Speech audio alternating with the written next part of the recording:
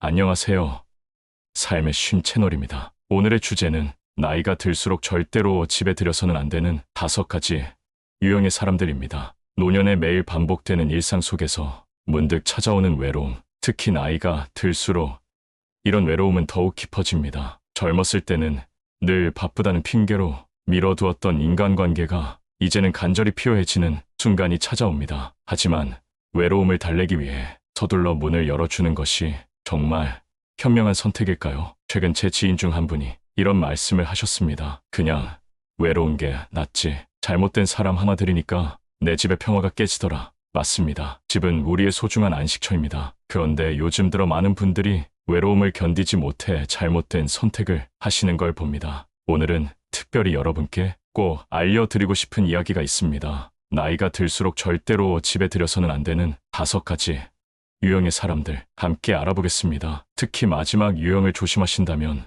앞으로 여러분의 인간관계를 바라보는 시각이 완전히 달라질 것입니다. 먼저 구독, 좋아요 부탁드립니다. 첫 번째, 냉정한 친척은 절대 가까이 하지 마십시오. 집 앞에 고급차를 세워두면 친척이 아닌 사람도 친척처럼 보이고, 허름한 차를 세워두면 친척도 남처럼 보인다라는 오래된 속담이 있습니다. 이 말의 의미를 뼈저리게 경험하신 분들이 너무나 많습니다. 혈연이라는 이유로 마음을 터놓았다가 크나큰 상처를 받고 평생 모은 재산까지 잃게 되는 안타까운 일들이 매년 증가하고 있습니다. 보건복지부의 최근 통계를 보면 65세 이상 노인 대상 금전 피해 중 35% 친인척을 사칭하거나 실제 친인척에 의한 범죄였다 합니다. 더욱 충격적인 것은 이런 피해 사례 중 80% 이상이 법적 대응조차 하지 못한 채 묻혀 버린다는 점입니다. 피 한 방울 섞였다고 해서 모두 내 편일 것이라는 생각은 이제 버려야 할 때입니다. 실제 피해 사례들을 자세히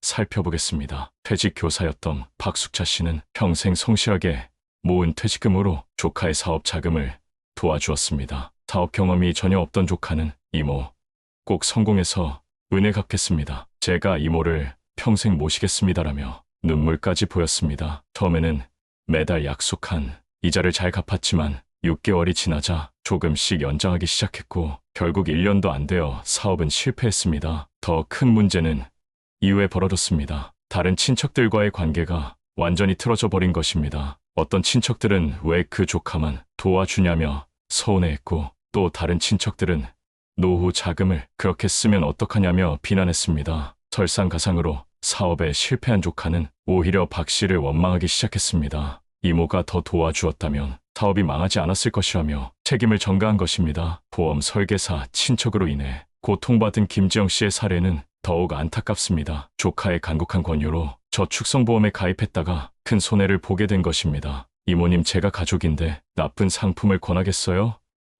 수익이 훨씬 좋아요 라는 말에 넘어가 3개의 고액 보험에 가입했습니다. 나중에 알고 보니 원금 손실 위험이 큰 변액 보험이었어요. 해지하자 위약금이 너무 커서 지금도 매달 나가는 보험료가 김 씨의 큰 부담이 되고 있습니다. 더구나 이 일로 인해 친척 모임에도 나가지 못하게 되었고 매년 명절 때마다 우울감에 시달리고 있습니다. 가장 충격적인 사례는 이정숙 씨의 경우입니다. 형편이 어려운 동생 가족을 도와주기 위해 자신의 집을 담보로 대출을 받아주었습니다. 동생은 언니 6개월만 버텨주면 큰 계약이 성사되어 그때 한 번에 다 갚을게요라며 간절히 호소했습니다. 하지만 동생은 약속한 이자는커녕 원금 상환도 하지 않았고 결국 이 씨는 노후의 집까지 잃을 위기에 처했습니다. 더욱 가슴 아픈 것은 이 씨의 자녀들이 겪는 고통입니다. 어머니의 집을 지키기 위해 자식들이 대출까지 받아야 했습니다. 이로 인해 자녀들의 가정도 경제적 어려움을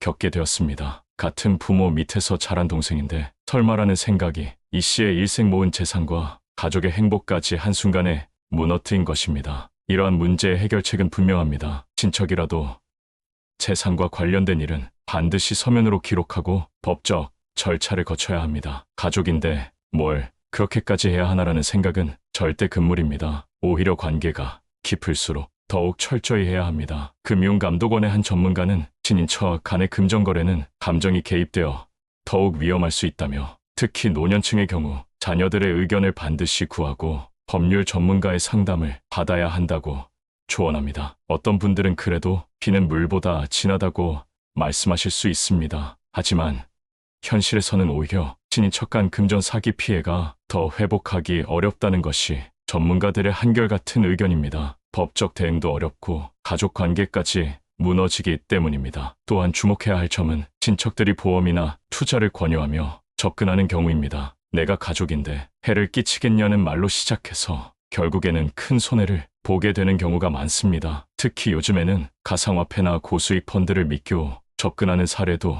늘고 있어 각별한 주의가 필요합니다. 나이가 들수록 친척과의 관계는 정해진 선을 넘지 않는 것이 현명합니다. 명절에 만나는 정도의 거리를 유지하고 특히 금전적인 부분은 단호하게 선을 그어야 합니다. 가장 위험한 적은 가장 가까운 곳에 있다는 말을 꼭 기억하시기 바랍니다. 여러분의 평화로운 노후를 위해 친척이라는 이유로 안심하지 마시고 항상 경계하는 자세를 잃지 마셔야 합니다. 둘째, 불필요한 외부인은 절대 집에 들이지 마십시오. 강도는 밖에서 들어오지만 도둑은 이미 집 안에 있다라는 경찰 수사관들의 말이 있습니다. 나이가 들수록 혼자 있는 시간이 늘어나면서 외로움을 달래기 위해 새로운 사람들을 쉽게 받아들이는 경우가 많아지고 있습니다. 경찰청 통계에 따르면 지난해 65세 이상 노인 대상 범죄 중 45% 평소 알고 지내던 이웃이나 지인에 의해 발생했다고 합니다. 더욱 놀라운 것은 이런 범죄의 80% 이상이 피해자의 자택에서 일어났다입니다. 최근 발생한 피해 사례들을 자세히 살펴보겠습니다. 대전에 사시는 최경순 씨는 아파트 앞 공원에서 알게 된 이웃이라며 접근한 여성 때문에 큰 고통을 겪었습니다. 처음에는 아줌마 저랑 커피 한잔 하실래요로 시작된 만남이 점점 잦아졌고 한 달 뒤부터는 거의 매일 최 씨의 집을 드나들기 시작했습니다. 그러던 어느 날 그 여성은 급한 일이 생겼다며 1,000,000원을 빌려달라고 했고 최 씨가 거절하자 오히려 이렇게 친하게 지냈는데 어떻게 이럴 수 있냐며 협박까지 했습니다. 결국 경찰 신고로 이어져 알고 보니 그 여성은 독거노인을 전문적으로 노리는 사기범이었습니다. 부산의 정민경 씨는 교회에서 알게 된 중년 여성으로 인해 큰 상처를 받았습니다. 매주 함께 예배를 드리며 가까워진 그 여성은 정 씨의 집에 자주 들르며 음식도 해주고 청소도 도와주었습니다. 하지만 6개월 후 정 씨의 통장에서 거액이 인출된 사실이 발견되었습니다. 알고 보니 그 여성은 정 씨가 잠든 사이 통장과 신분증, 도장을 훔쳐 대출까지 받았던 것입니다. 광주의 박미자 씨의 경우는 또 다른 형태의 피해를 보여줍니다. 아파트 분야의 활동을 통해 알게 된 이웃이 자주 찾아와 말동무가 되어 주었습니다. 하지만 점차 박 씨의 개인적인 일상을 다른 이웃들에게 소문내기 시작했고 급기야 박 씨의 자녀들 이야기까지 왜곡해서 퍼뜨렸습니다. 결국 박 씨는 악의적인 소문으로 인해 15년간 살던 아파트를 떠나야 했습니다. 내 말동무가 되어준다고 생각했는데 알고 보니 내 사생활을 엿보고 다니는 수집가였던 것이라며 박 씨는 지금도 그 일을 회상하면 눈물을 흘립니다. 이런 문제의 해결책은 명확합니다. 아무리 친절한 이웃이라고 집 안까지 들이는 것은 매우 신중해야 합니다. 특히 혼자 사는 노인의 경우 새로 알게 된 사람은 최소 1년 이상 그 사람의 됨됨이를 지켜본 후에 관계를 발전시켜야 합니다. 노인복지기관의 김희진 상담사는 친절한 이웃이나 지인이라도 집안에 들이기 전에 반드시 자녀들에게 알리고 상의하라 조언합니다. 특히 새로 알게 된 사람이 금전적인 이야기를 꺼내거나 개인적인 정보를 자주 묻는다면 요주의 대상이라고 강조합니다. 어떤 분들은 그래도 이웃이 있어야 도움을 받을 수 있지 않느냐고 반문하실 수 있습니다. 물론 맞는 말씀입니다. 하지만 이웃과의 관계는 마당과 마당 사이처럼 적절한 울타리가 필요합니다. 도움이 필요할 때는 공식적인 기관이나 지자체 복지사를 통하는 것이 더 안전합니다. 특히 주의해야 할 점은 자주 방문하는 이웃이 갑자기 아프다거나 급한 일이 생겼다며 도움을 요청하는 경우입니다. 대부분의 노인 대상 범죄가 이런 감정적 호소로 시작된다는 점을 기억하시기 바랍니다. 이처럼 나이가 들수록 새로운 인간관계는 더욱 신중해야 합니다. 친절함 뒤에 숨은 의도를 파악하기 어렵고 한번 신뢰를 잃으면 그 상처가 매우 깊기 때문입니다. 군자지교다묘수 쥔즈즈자어딴루쉐 군자의 사귐은 맑은 물과 같다는 말처럼 깊이 들어가지 않고 맑고 건전한 관계를 유지하는 것이 현명한 처세법입니다. 셋째, 게으르고 무책임한 사람은 절대 함께하지 마십시오. 그릇 위에 밥처럼 눈에 보이는 게 답입니다. 베푸는 것도 좋지만 받는 사람의 자세가 더 중요하죠. 한 노인복지관 관장님의 말씀입니다. 최근 증가하고 있는 노인 문제 중 하나가 바로 무책임한 사람들에게 시간과 재산을 빼앗기는 경우입니다. 보건복지부 조사에 따르면 65세 이상 노인 중 28%가 주변인의 경제적 의존으로 고통받고 있으며 절반 이상이 자립 능력이 있음에도 의존하는 경우라고 합니다. 대표적인 피해 사례들을 살펴보겠습니다. 강릉에 사시는 임지순 씨는 재혼한 아들 가족 때문에 큰 고통을 겪고 있습니다. 45세의 아들은 직장을 다니다 그만둔 후 아내와 자녀를 데리고 임 씨의 집으로 들어왔습니다. 엄마, 6개월만 있다가 갈게요. 제가 좋은 사업 부상 중이에요라며 들어온 지 벌써 3년째입니다. 처음에는 용돈이라도 주겠다던 아들 부부는 점차 임 씨의 연금으로 생활하기 시작했고 급기야 어르신 모시는데 돈 달라는 게 말이 되냐며 오히려 큰 소리 치기 시작했습니다. 임 씨는 내 통장은 비었는데 손주 학원비, 며느리 미용실까지 내가 해결해야 해요라며 고통을 호소하고 있습니다. 다른 사례를 보겠습니다. 동창 모임에서 만난 친구 때문에 이웃들과의 관계가 모두 틀어진 강 씨의 사례입니다. 재취업을 준비 중이라며 강 씨의 집에 자주 들르던 그 친구는 점차 장기 체류를 하기 시작했습니다. 제가 청소라도 해드릴게요라 하며 들어왔지만 정작 집안일은 전혀 돕지 않았습니다. 오히려 아파트 관리비는 늘어가고 냉장고에 음식들은 줄어들었으며 이웃들은 왜 저런 사람을 집에 들이냐 수근거리기 시작했습니다. 결국 강 씨가 이제 그만 나가주면 좋겠다고 말하자 그 친구는 이럴 줄 알았다. 강 씨가 이렇게 냉정한 사람이었다며 오히려 주변에 험담을 퍼뜨리고 다녔습니다. 이런 문제의 해결책은 명확합니다. 무책임한 사람의 특징을 초기에 파악해야 합니다. 자신의 처지를 한탄하면서 도움을 요청하거나 늘 남 탓을 하는 사람들을 주의해야 합니다. 이런 사람은 처음부터 단호한 선을 그어야 합니다. 돕고 싶은 마음은 이해하지만 각자의 삶은 스스로 책임져야 한다는 원칙을 지켜야 합니다. 노인 상담센터의 박정현 상담사는 나이 들수록 주변에 무책임한 사람들이 의지하려 든다며 특히 혼자 사는 노인을 표적으로 삼는 경우가 많으니 처음부터 단호하게 대처해야 한다고 조언합니다. 어떤 분들은 불쌍한 처지를 외면할 수 없다고 하실 수 있습니다. 하지만 진정한 도움이란 그들이 스스로 일어설 수 있도록 돕는 것이지 영원히 의존하게 만드는 것이 아닙니다. 특히 주의해야 할 점은 이런 사람들이 처음에는 작은 도움을 요청하다 점차 요구 수준을 높여간다는 것입니다. 작은 친절이 결국 큰 부담이 되어 돌아올 수 있음을 기억하시기 바랍니다. 이렇게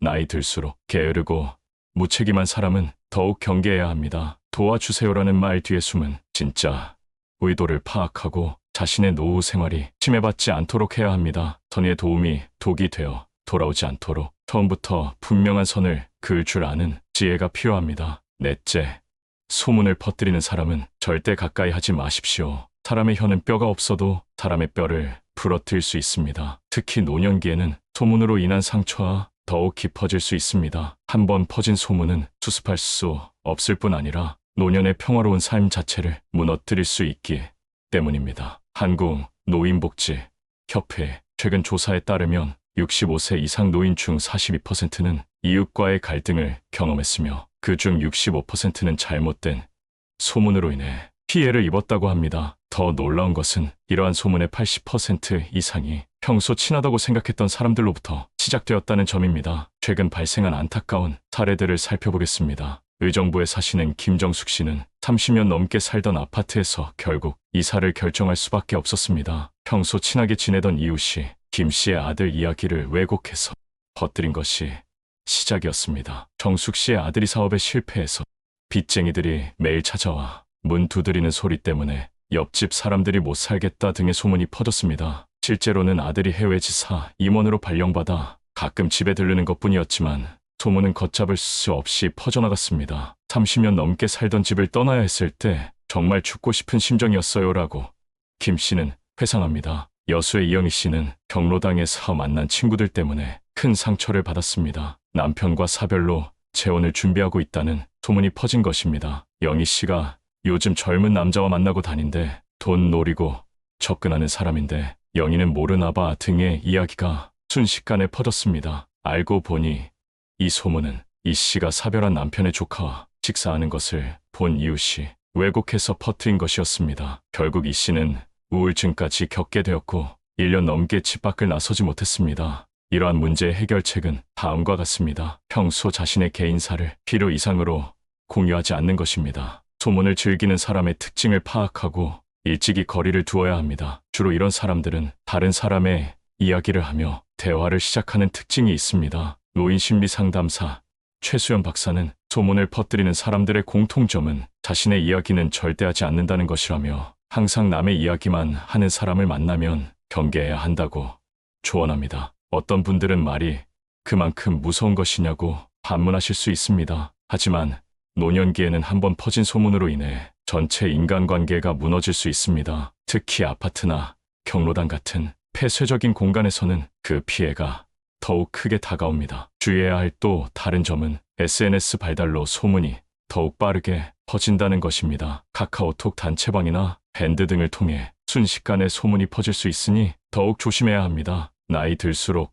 소문의 위험성을 더욱 경계해야 합니다. 발 없는 말이 천리 간다는 속담처럼 한번 퍼진 소문은 걷잡을 수 없이 번져나가기 때문입니다. 평화로운 노후를 위해서는 불필요한 개인사 공유를 피하고 소문을 즐기는 사람들과는 적절한 거리를 유지하는 지혜가 필요합니다. 다섯째, 이익만 따지는 사람은 절대 가까이 하지 마십시오. 먹이를 보고 모이는 새처럼 이익을 보고 모이는 사람을 조심하라는 오래된 경고가 있습니다. 특히 나이가 들수록 이익에 밝은 사람들의 표적이 되기 쉽습니다. 평생 모은 재산이 있을 것이라 여기고 노인의 순수한 마음을 이용하려 하기 때문입니다. 금융감독원의 최근 통계에 따르면 60세 이상 노인 대상 금융사기 피해액이 지난해에만 2,500억 원을 넘어섰다고 합니다. 더 충격적인 것은 피해자의 89% 평소 신뢰했던 지인을 통해 피해를 입었다는 점입니다. 최근 발생한 충격적인 사례들을 살펴보겠습니다. 대구의 윤정희 씨는 투자 전문가라고 자처하는 지인 때문에 퇴직금 전액을 잃었습니다. 처음에는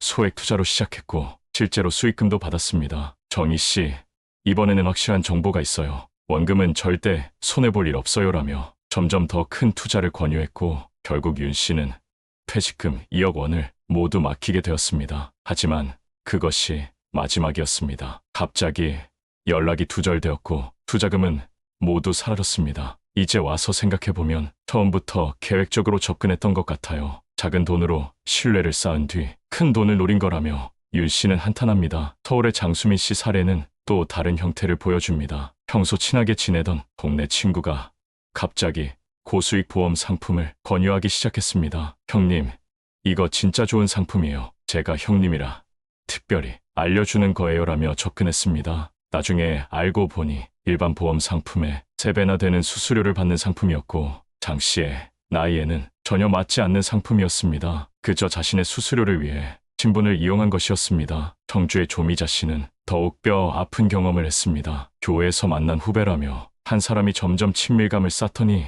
급기야 해외 선교 사업 투자를 권유했습니다. 언니 하나님의 뜻이에요. 이 돈으로 얼마나 많은 영혼을 구원할 수 있겠어요라는 말에 넘어가 5천만 원을 투자했습니다. 결과는 사기였습니다. 더욱 가슴 아픈 것은 그 사람이 조 씨뿐만 아니라 교회의 다른 노인들도 같은 방식으로 속였다는 사실이었습니다. 이러한 문제의 해결책은 명확합니다. 친분을 앞세워 투자나 금전적 거래를 요구하는 사람은 즉시 경계해야 합니다. 투자나 금융상품은 반드시 자녀와 상의하고 전문가의 검증을 받아야 합니다. 금융감독원의 이상철 수석 조사관은 노인을 대상으로 한 금융사기는 점점 더 교묘해지고 있다며 특히 종교 등을 이용한 사기가 증가하고 있어 더욱 주의가 필요하다고 경고합니다. 어떤 분들은 오랫동안 알고 지낸 사이인데 의심하면 관계가 깨지지 않겠냐고 걱정하실 수 있습니다. 하지만 진정한 친구라면 결코 금전적 이익을 앞세우지 않는다는 점을 기억해야 합니다. 특히 주의해야 할 점은 이런 부류의 사람들이 주로 사용하는 수법입니다. 특별히 당신만 알려주는 거예요. 이런 기회는 다시 없을 거예요라는 말로 조급함을 유발하는 것이 대표적입니다. 나이 들수록 이익을 앞세우는 사람들을 더욱 조심해야 합니다. 아무리 친한 사이라도 금전적 이익을 매개로 한 관계는 결국 독이 됩니다. 공짜로 얻은 치즈는 쥐덫 속에만 있다는 말처럼 쉽게 돈을 벌 수 있다는 유혹에 넘어가지 않는 지혜가 필요합니다. 지금까지 나이 들어 절대 가까이 해서는 안 될 5가지 유형의 사람들을 살펴보았습니다. 첫째, 냉정한 친척입니다. 피가 물보다 친하다는 말을 악용하는 이들로부터 여러분의 노후를 지키셔야 합니다. 둘째, 불필요한 외부인입니다. 친절한 이웃을 가장한 이들의 접근에 주의하셔야 합니다. 셋째, 게으르고 무책임한 사람입니다. 여러분의 노후를 좀먹는 이런 사람들과는 일찍이 선을 그어야 합니다. 넷째, 소문을 퍼뜨리는 사람입니다. 한번 퍼진 소문으로 평화로운 노후가 무너질 수 있음을 기억하십시오. 다섯째, 이익만 따지는 사람입니다. 친분을 앞세워 접근하는 이들의 달콤한 말에 속지 마시기 바랍니다. 노년의 행복은 고독을 즐기는 데서 시작된다는 말이 있습니다. 물론 완전한 고독이 아닌 현명하게 선택된 소수의 진정한 인연과 함께하는 삶을 말하는 것입니다. 여러분의 남은 인생에서 가장 중요한 것은 평화입니다. 젊었을 때는 미처 몰랐던 소중한 가치를 지키기 위해 때로는 단호해질 필요가 있습니다. 고독을 두려워하지 마십시오. 잘못된 인연과 함께하는 것보다 홀로일 때 행복한 것이 더 현명한 선택입니다. 마지막으로 한 가지 당부 말씀드립니다. 이 5가지 유형의 사람들을 피하는 것만큼이나 진정한 마음을 가진 소수의 사람들과는 깊은 관계를 맺으시기 바랍니다. 그들과 함께라면 여러분의 노후는 더욱 따뜻하고 풍요로워질 것입니다. 여러분의 소중한 노후를 위해 이 영상이 도움이 되셨다면 구독과 좋아요 부탁드립니다. 다음에도 유익한 정보로 찾아뵙겠습니다. 감사합니다.